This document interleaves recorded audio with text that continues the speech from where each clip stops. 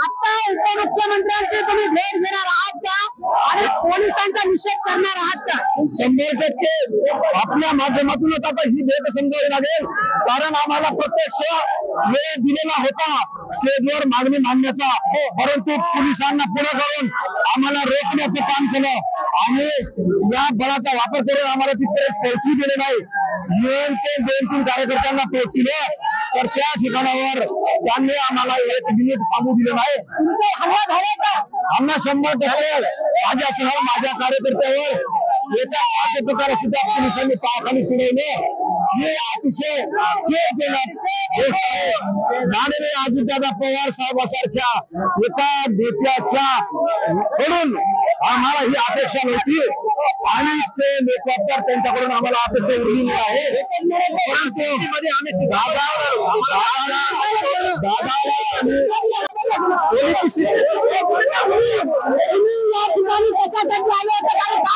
आम्ही आरक्षणासाठी आलो, मराठा आरक्षणासाठी आलो. आम्ही आमची भूमिका, तुमची भूमिका अध्यक्ष काय आहे ती मांडा.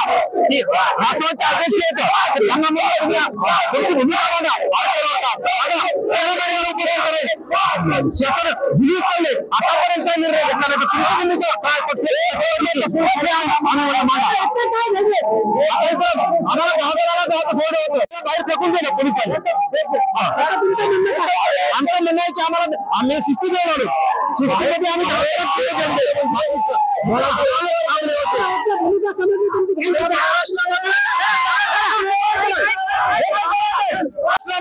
महाराष्ट्र घराण्यामध्ये सगळ्यात जास्त श्रेय कोणाचं आहे? मराठ्यांचं आहे.